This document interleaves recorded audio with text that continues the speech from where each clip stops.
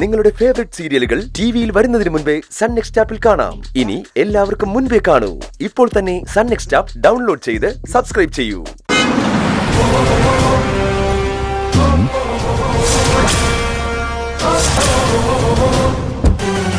ഇവന്മാരെന്താ ഇങ്ങോട്ട്? എന്തോ ദുരുദ്ദേശം ഉണ്ടല്ലോ. എന്താ സാറേ ഈ വഴിക്കൊക്കെ? പഴയ കണക്കെല്ലാം തീർക്കാനാണോ? അതെടാ, ഞാൻ ചില കണക്കുകൾ തീർക്കാൻ തന്നെയാ വന്നത്. നീ എന്നെ പലതവണ അപമാനിച്ചു വിട്ടതല്ലേ? അതിന് തിരിച്ചൊരു പണി നിനക്ക് തന്നില്ലെങ്കിൽ ഞാൻ പോലീസുകാരനാന്ന് പറഞ്ഞ് നടന്നിട്ട് എന്താടാ കാര്യം? ഭാര്യ കമ്മീഷണറാന്ന് പറഞ്ഞ് നീ കുറെ ഷോ കാണിച്ചില്ലേ? അതിന്റെയൊക്കെ ഫലം നീ ഇപ്പൊ അനുഭവിക്കാൻ പോവാടാ. മഞ്ജു കമ്മീഷണർ ആവുന്നതിന് മുമ്പ് തന്നെ ഞാൻ ഷോ കാണിക്കാൻ തുടങ്ങിയതല്ലേ സാറേ? നിന്റെ ആ ഷോയൊക്കെ ഞാൻ ഇന്നത്തോടെ അവസാനിപ്പിക്കുന്നുണ്ടടാ. അത് സെർച്ച് എന്ത് തരാനാ സാറേ ഈ ആവേശം കാണിക്കുന്നത്? അതൊന്നും നിന്നെ ബോധിപ്പിക്കേണ്ട കാര്യം എനിക്കില്ല. ഉടമസ്ഥന്റെ അനുവാദം ഇല്ലാതെ വീട്ടില് തിരച്ചിൽ നടത്തണമെങ്കിൽ സെർച്ച് വാറന്റ് വേണ്ടേ? അത്യാവശ്യ നിയമമൊക്കെ എനിക്കും അറിയാം. ഇത് നിന്റെ ഭാര്യ പഠിപ്പിച്ചതാണോ അതോ മജിസ്ട്രേറ്റ് മുകുന്ദം പഠിപ്പിച്ചതാണോ? എന്തായാലും നീ ഇത്രയും ചോദിച്ച സ്ഥിതിക്ക് അത് കാണിച്ചില്ല എന്ന് വേണ്ട. നീ ചോദിച്ച സെർച്ച് വാറന്റ് വായിച്ച് ബോധിച്ചോ?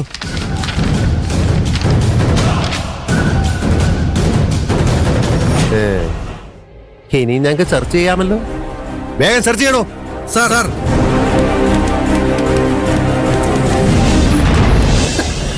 ഗിരിയേട്ട, പോലീസ് എന്തിനാ വന്ന്? അറിയില്ല, സാറൊന്നും പറയുന്നുമില്ല. ഗിരിയേട്ടനെ ബുദ്ധിമുട്ടിക്കാൻ വേണ്ടി മഞ്ജു ആയിരിക്കും സാറിനെ പണി ഏൽപ്പിച്ചത്. അങ്ങനെ അവര് പറയുന്ന കേട്ട് ഞങ്ങളെ ബുദ്ധിമുട്ടിച്ചാ താൻ വിവരം അറിയും. നീ ആരുടെ ബലത്തിലാടാ ഈ ഷോ കാണിക്കുന്നത്? ഇങ്ങനൊരു തെരച്ചിൽ നടക്കുന്ന കാര്യം മഞ്ജു മാഡത്തിന് അറിയുക പോലുമില്ല.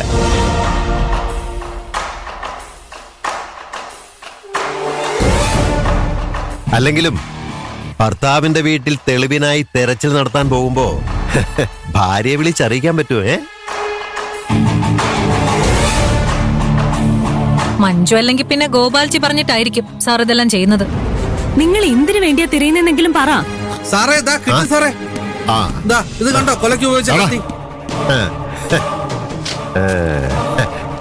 പറഞ്ഞു തീർന്നില്ല, അപ്പോഴേക്കും കിട്ടി. എന്താണിത്? ഇതാണ് മാധവനെ കൊല്ലാൻ ഉപയോഗിച്ച ആയുധം.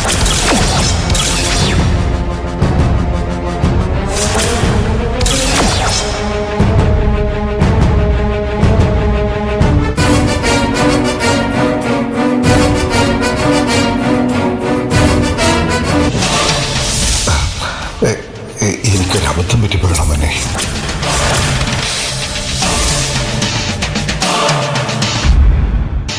ഞങ്ങളുടെ കൂട്ടത്തിൽ ഒരാളെ കൊന്നിട്ട് നീ അങ്ങ് രക്ഷപ്പെടാമെന്ന് വിചാരിച്ചു?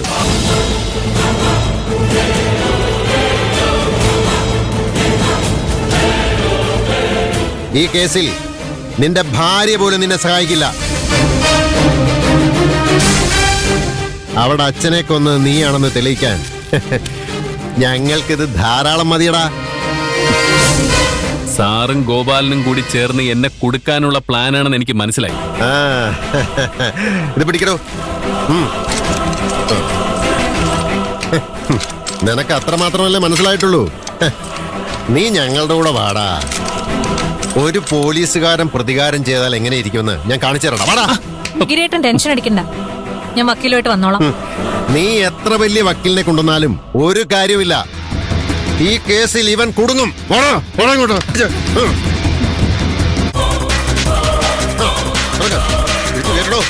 വേഗം പിടിച്ച് കേട്ടോ.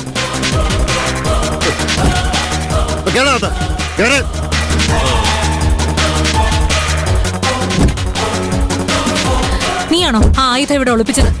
ഞാനോ? നിന്റെ അച്ഛനെ സഹായിക്കാൻ വേണ്ടി അയാളുമായിട്ട് വഴക്കിട്ടതുപോലെ അഭിനയിച്ച് ഈ വീട്ടിൽ കയറിക്കൂടി ഗിരിയേട്ടനെ കൊടുക്കാനുള്ള തെളിവ് ഇവിടെ ഇടായിരുന്നില്ലേ നിന്റെ ലക്ഷ്യം? എനിക്ക് അങ്ങനെ ഒരു ഉദ്ദേശവുമില്ല. ഗിരി ഇവിടെ ഇല്ലെങ്കിലേ ഞങ്ങൾ സുരക്ഷിതരല്ല. അത് ശരിയാ. ഗിരിയേട്ടനെ പേടിച്ചിട്ടാ അച്ഛൻ ഇങ്ങോട്ട് വരാത്തത്. ഇനി അദ്ദേഹത്തിന് എന്തു ആവാം. നിങ്ങൾ കാരണം ഇതെല്ലാം സംഭവിക്കുന്നത്. ഞാനും ഗിരിയേട്ടനോടെ സമാധാനമായിട്ട് കഴിയായിരുന്നു. നിങ്ങൾ നിങ്ങളുടെ പ്രശ്നങ്ങളുമായിട്ട് ഇങ്ങോട്ട് കെട്ടിയെടുത്ത് എല്ലാം നശിപ്പിച്ചു.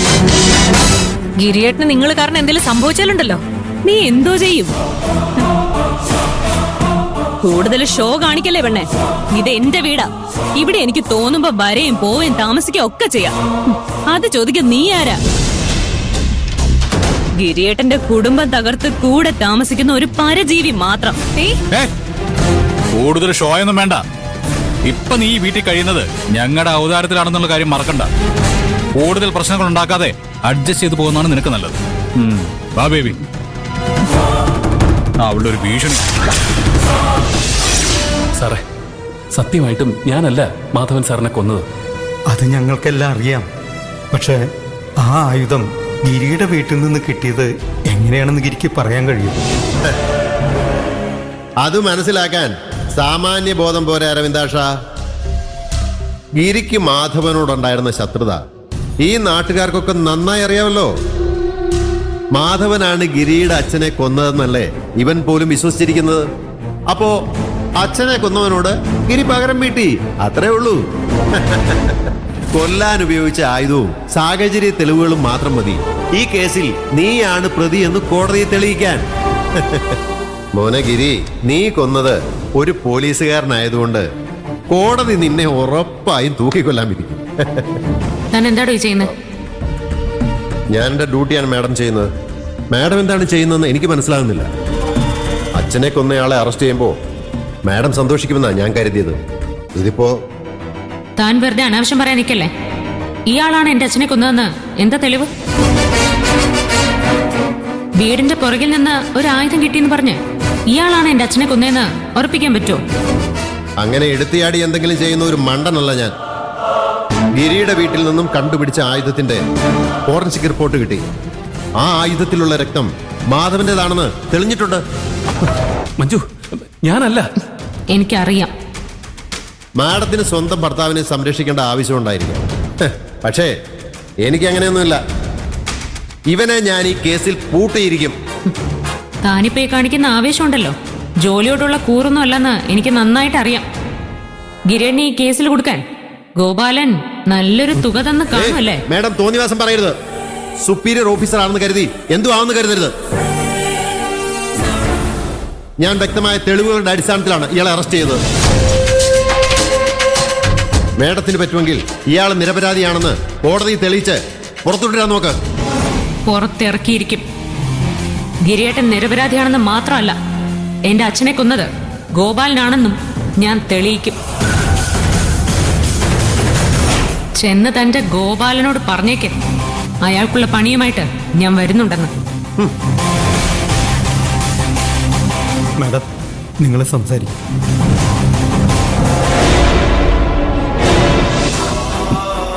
എന്താ സംഭവിക്കുന്നതെന്ന് എനിക്കറിയില്ല മഞ്ജു. എനിക്കൊരു കാര്യം മാത്രം അറിഞ്ഞാൽ മതി. ഗിരിയണ്ണാണോ ആ ആയുധം അവിടെ കുഴിച്ചിട്ടത്? അല്ല, എനിക്കതവിടെ എങ്ങനെ എത്തിയെന്ന് പോലും അറിയില്ല. അത് മതി, ടെൻഷൻ അടിക്കണ്ട. ഈ കേസിൽ ഗിരിയണ്ണ കുടിക്കാതെ ആരാണെന്ന് ഞാൻ കണ്ടുപിടിക്കും.